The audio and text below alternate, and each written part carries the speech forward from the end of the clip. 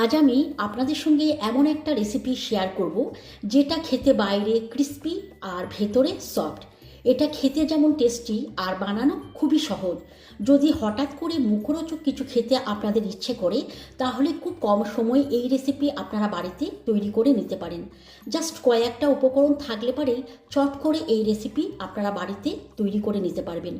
আর আজকে যেসব উপকরণগুলো আমি এখানে ইউজ করেছি সেগুলো কিন্তু কম বেশি করে আমাদের প্রত্যেকের বাড়িতে কিন্তু থেকে থাকে। আসসালামু আলাইকুম, welcome to my channel Parvin's kitchen. Parvin's কিচেনে আপনাদেরকে অনেক অনেক অভিনন্দন। আশা করি আপনারা সবাই ভালো আছেন। আলহামদুলিল্লাহ, আমিও ভালো আছি। আজকে আবারও একটা নতুন রেসিপি নিয়ে চলে এসেছি আপনাদের সঙ্গে শেয়ার করব বলে। তাহলে কিভাবে তৈরি করলাম প্রথম থেকে শেষ অবধি থেকে দেখে নিন। আজকে রেসিপির জন্য লাগবে মুসুরির ডাল।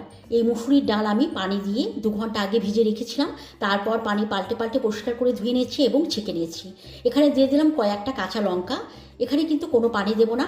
পানি না দিয়ে এটা কিন্তু খুব ভালো করে আমি পেস্ট করে নেব।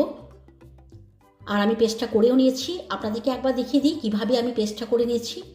একদম মিহি করে এইভাবে কিন্তু পেস্টটা করে নিতে হবে।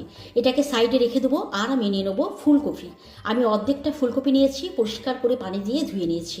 এখন গ্রেটারের সাহায্যে খুব ভালো করে এটাকে গ্রেট করে নেব।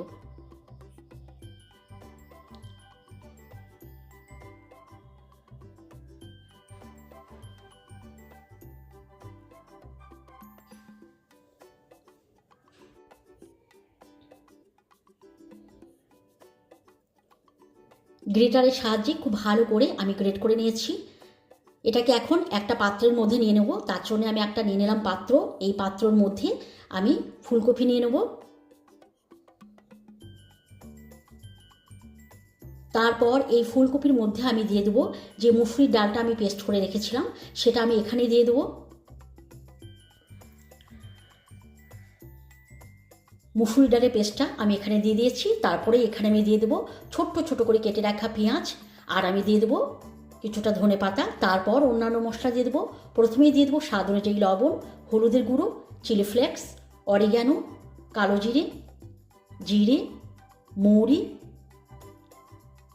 2 স্পুন দিয়ে দেবো বেসন। আর আমি এখানে অ্যাড করে দেবো একটা ডিম। সমস্ত উপকরণ আমি এখানে দিয়ে দিয়েছি। এখন হাতের সাহায্যে খুব ভালো করে সমস্ত উপকরণ মেখে নেব।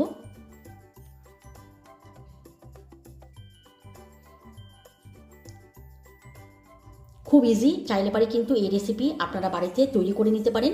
খুব অল্প সময় কিন্তু এটা তৈরি হয়ে যায়। আর কয়েকটা উপকরণ থাকলে পারে কিন্তু এই রেসিপি আপনারা বাড়িতে তৈরি করে নিতে পারেন।